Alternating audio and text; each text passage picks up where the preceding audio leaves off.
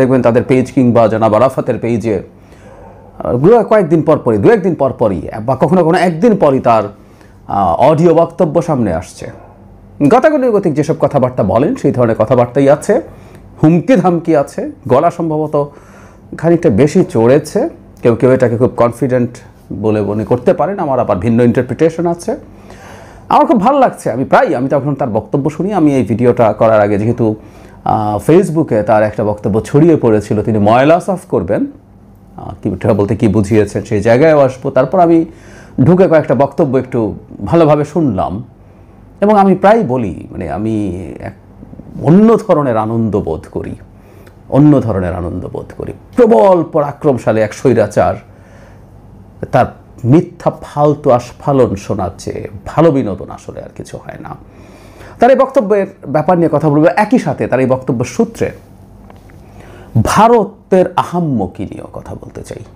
সেই দুটো ইনফ্যাক্ট এটার সাথে রিলেটেড, শেখ হাসিনা বসে বসে যা করছেন সেই প্রসঙ্গে। যাই হোক, তার কয়েকটা অডিও শুনলাম। এগুলো এখন আর এরকম রীতিমতো এটা স্পিচের মতো দেন, আমরা যেভাবে ভ্লগ করি। আমি প্রায় বলি যে ওনার যদি একটা ভিডিও বক্তব্য আমরা দেখতে পারতাম ভালো হতো। ওটা উনি দেখাবেন না, আমরা নিশ্চিত থাকতে পারি। ক্ষমতায় থাকার যে জেল্লা ছিল, ক্ষমতার যে অরা ছিল, ধীরে ধীরে তিনি আরও তার বয়স কমে যাচ্ছে মনে হচ্ছে, কনফিডেন্ট মনে হচ্ছে। সেই শেখ হাসিনার নাই, এক পরাজিত বৃদ্ধার চেহারা এখন শেখ হাসিনার, আমি নিশ্চিত। এ কারণে তিনি ভিডিও কলে আসেন না, হয়তো ভিডিও কলে আসতে পারতেন। তিনি কোন রুমে আছেন, একটা রুমের ওয়াল বা পর্দার সামনে যদি বসে করেন, তার লোকেশন বোঝা যাওয়ার কোনো কারণ নেই। অডিও যদি পারেন ভিডিও দিতে পারতেন, বরং ভিডিওর কমিউনিকেশন ইজ বেটার। অনেকবার আমরা বলেছি, আপনি অডিও কলে সর্বোচ্চ 45% কমিউনিকেশন হতে পারে, বাকি 55% তার ফেশিয়াল এক্সপ্রেশন, তার বডি ল্যাঙ্গুয়েজ, এগুলো বাকিটা হয়।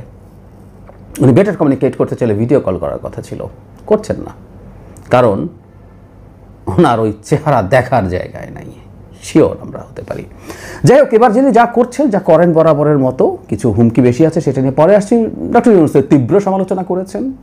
ডক্টর ইউনূস টাকা চুরি করছেন, এটা করছেন, সেটা করছেন, এবং এই মুভমেন্টের মধ্যে তার মিটিকুলাস ডিজাইনে সব খুন হয়েছে। মুগ্ধ, সাইদ, সবার নাম নিয়ে বলছেন যে কেউই তার বাহিনীর ওই সময়কার গুলিতে মারা যায়নি, তাকে সব মিটিকুলাস ডিজাইনের মাধ্যমে গুলি করে হত্যা করেছে ইউনূসের লোকজন ভেতর থেকে। এবং বরাবরের মতো তার কি অপরাধ আবার বলছেন। তার এটাও আমার খুব মজা লাগে, তিনি তার এই স্পিচগুলোতে মাঝে মাঝে আমার কি অপরাধ, আমরা অনেকে বলি যে আওয়ামী লীগ, তার মধ্যে কোনো অনুতাপ নাই, তার মধ্যে কোনো রকম কোনো দুঃখবোধ নাই যা হয়েছে সেটার জন্য। আসলে থাকবে কেন? যিনি নিয়মিতভাবে বলেন, তিনি খুঁজেই পান না তার অপরাধ কি, সুতরাং তার অনুতপ্ত হবার তো কোনো কারণ নেই। একদম প্লেন অ্যান্ড সিম্পল। ওনার অপরাধ, আমি কি দেশকে উন্নতি করতে চেয়েছি, তারপর কিছু ডেটা তার মুখস্থ আছে, দারিদ্র্যের হার ওনার সময় কী ছিল, প্রত্যেকটা ফেক ডেটা, প্রত্যেকটাই ম্যানুফ্যাকচার ডেটা। সেগুলো কিছু বলেন, বলে এই করে ফেলেছি, এসব বলে আমি কি, এটাই কি আমার অপরাধ? আমি কি এই জন্যেই আমার এই হলো?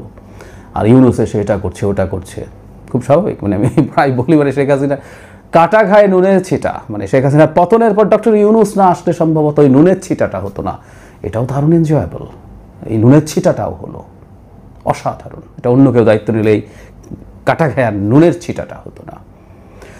উনি হুমকি দিচ্ছেন বিএনপিকে, জামায়াতকে, এবং প্রত্যেকটা নামধাম নাকি লিখে রাখছেন তিনি। এখানে একটা অডিও কল একটা ইন্টারেস্টিং জিনিস বলেছে, জামায়াত সব প্রশাসন দখল করে ফেলেছে, আর বিএনপি নাকি চাঁদাবাজি করছে এবং আওয়ামী লীগকে ধরপাকড় করছে। এবং বিএনপিকে তিনি খানিকটা বলছেন যে আওয়ামী লীগ যদি না থাকে তাহলে বিএনপিরও ক্ষতি আছে। আমি জাস্ট ওনার বক্তব্যটা আপনাদেরকে জানিয়ে রাখলাম।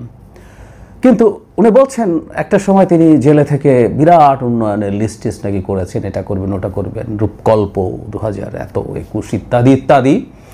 এখন তিনি রীতিমতো নাম লিখছেন, তার দলের লোকজনের ওপরে যেসব সমস্যা হচ্ছে, হামলা হচ্ছে, তার ভাষায় তারা যারা করছে তিনি তাদেরকে দেখে নেবেন, ময়লা সাফ করবেন। এবার উনি এটা করছেন, ময়লা সাফ করবেন, এবং খুব বেশি সময় বাকি নেই।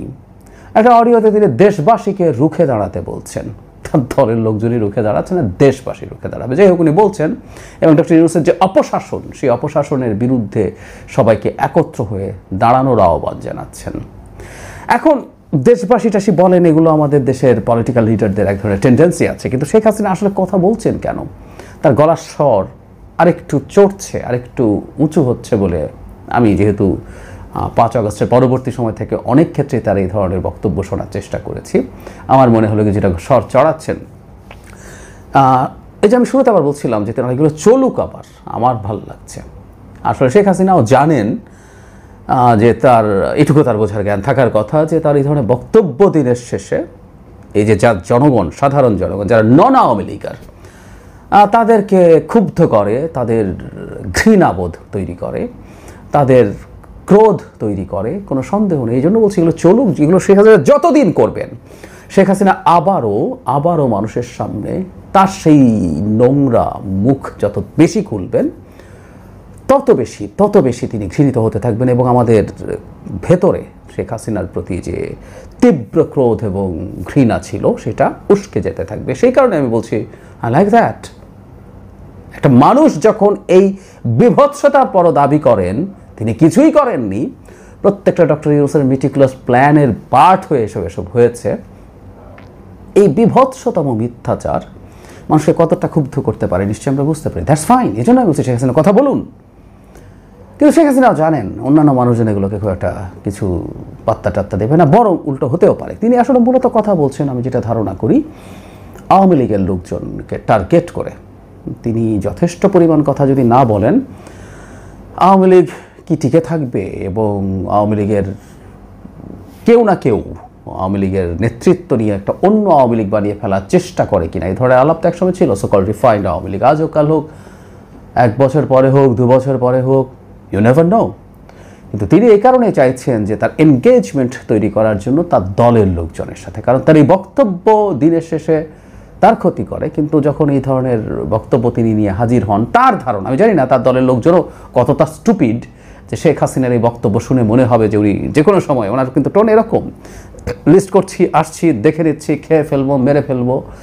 তার দলের লোকজনও কি এত স্টুপিড যে শেখ হাসিনা বাংলাদেশে আসবেন এবং এসব করবেন এটা বিশ্বাস করেন? কিন্তু শেখ হাসিনা মনে করছেন, বিশ্বাস করে, এবং সে কারণে তিনি তাদের উদ্দেশ্যেই মূলত কথা বলছেন, এটাতে কোনো সন্দেহ নেই। এই যে বলছি, তারপর ভাল লাগছে একজন প্রবল পরাক্রমশালী স্বৈরাচারের ফালতু মিথ্যা স্ফলন দেখে নেব, লিস্ট করছি, এটা করব, সেটা করব। আপনারা খেয়াল করেছেন হয়তো কয়েকদিন আগে কোনো একটা আওয়ামী লীগের কোনো একটা প্রোগ্রামে শেখ হাসিনার জন্মদিন বা কিছু একটা, আই ফরগট, রীতিমতো মুখে মাস্টার্স চাপা দিয়েও ফিস করে স্লোগান দিচ্ছে আওয়ামী লীগের লোকজন, করে ভিডিও আপলোড করছে। এই হচ্ছে তাদের শক্তির নমুনা, এই হচ্ছে তাদের জিহাদি জোশ। আর অবিশ্বাস্যভাবে কথায় কথায় আল্লাহর নাম নেন, মানে আল্লাহ তাকে বাঁচিয়ে রেখেছেন এই কারণে, ওই কারণে সেই কারণে তিনি রাসূলুল্লাহর হিজরতের সাথে, মদিনার হিজরতের সাথে তুলনা করেন। তিনি হিজরতে আছেন ভাবগুলো এরকম। It's funny, really funny. আপনারা দেখবেন, আমি আপনাদেরকে সাজেস্ট করি, মজা পাওয়ার কথা। কিন্তু বলছি এই প্রসঙ্গে আমি ভারতের আহাম্মকি দেখি সত্যিকার অর্থেই। কারণ হলো একটা দেশ কতটা স্টুপিড হলে শেখ হাসিনাকে এভাবে কথা বলতে দেয়।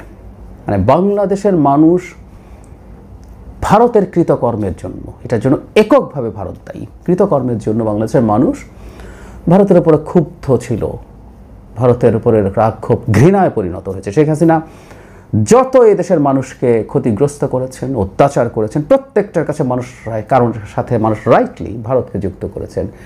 সেই হাসিনাকে এখনও থাকতে দিচ্ছে শুধু হাসিনার সাঙ্গপাঙ্গ সহ কয়েক হাজার লোকজন আছে, এবং সেখানে বসে তিনি বাংলাদেশকে হুমকি দিচ্ছেন, শেখ হাসিনা দিচ্ছেন।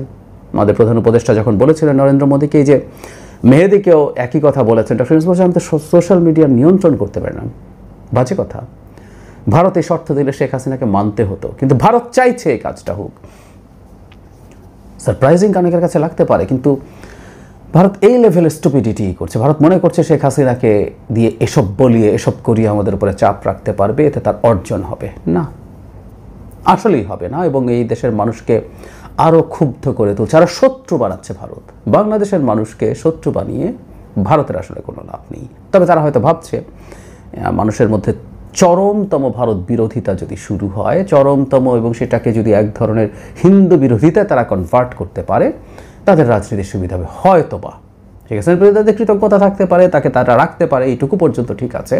কিন্তু ক্রমাগত এই দেশের মানুষকে খেপিয়ে যাচ্ছে, এটা তারা যেটা পরিকল্পনা করছে যে এটা হলে হয়তো তাদের লাভ হবে, দিনের শেষে আসলে লং টার্মে লাভ কিছু হবে না। আর এই দেশটা মানে একটা সাকসেস নেই, মানে সাউথ এশিয়ার প্রচুর আমরা আলাপ করেছি, এবং সম্প্রতি তার দোস্ত মোদির, ট্রাম্পের মাই ফ্রেন্ড ট্রাম্প, তার মাই ফ্রেন্ড ট্রাম্প তাকে কী করেছে এগুলো আমরা দেখছি। সো ফরেন পলিসিতে এই আটার ফেইলিয়ারের পরও তারা একই জায়গায় একই পথে হাঁটছে। মর্মান্তিক, কিন্তু এই ঘটনাটাই আসলে ঘটছে। ভারতের আহাম্মকি যা না হলেই সবচেয়ে ভালো হতো, কিন্তু এটা ঘটছে। Frustrating, but it's fact. Bharat এটা ভুলে যায়, তার মাটিতে বসে যখন আওয়ামী লীগকে আশ্রয় দিয়ে এই ধরনের বাংলাদেশ বিরোধী হুমকি ধামকি এবং বাংলাদেশের ভেতরে ডিস্টারবেন্স তৈরি করা, বাংলাদেশের ভেতরে কেওস তৈরি করার জন্য রীতিমতো পেলে পুষে রাখছে ভারত কাউকে, তখন ভবিষ্যতে কোনোদিন বাংলাদেশের মাটিতে ভারতের বিরোধী কোনো কর্মকাণ্ড কখনো যদি হওয়ার প্রবাবিলিটি তৈরি হয়, একসময় ছিল এটা। আমরা প্রায় একটা কথা বলতাম যে বাংলাদেশকে এই জিনিসগুলো খুব স্ট্রংলি প্রিভেন্ট করতে হবে, এগুলো হতে দেওয়া যাবে না। কিন্তু ভারতের কি আর আসলে তখন মুখ থাকবে যে সে বাংলাদেশের মাটিতে ভারত বিরোধী কিছু হচ্ছে কিনা সেটার বিরুদ্ধে কথা বলার? আমি একটা কথা বারবার বলার চেষ্টা করছি, ভারতের মতো দেশের এই জায়গাগুলো চিন্তা করা দরকার। তারা করছে বলে মনে হয় না, তারা মনে করছে গায়ের জোরে যে কোনো কিছু করতে পারে। আমিও ব্যক্তিগতভাবে প্রচুর বলেছি ভারতের ইন্টিগ্রিটি, ভারতের জিওগ্রাফিক্যাল ইন্টিগ্রিটির উপরে কোনো রকম চাপ তৈরি হয়, কোনো রকম কোনো সংকট তৈরি হয়, এমন কিছু বাংলাদেশ কোনোভাবেই করা উচিত হবে না। কিন্তু যে ভারত বাংলাদেশের ওপরে বাংলাদেশের অস্থিরতা অশান্তি তৈরি করার জন্য এলিমেন্ট তার মাটিতে রেখেছে, এক সময় তো তাকে সাপোর্ট দিয়ে করেছেই, এখন মাটিতে রেখে করছে, সেই ভারতের কতটুকু নৈতিক শক্তি থাকবে বাংলাদেশ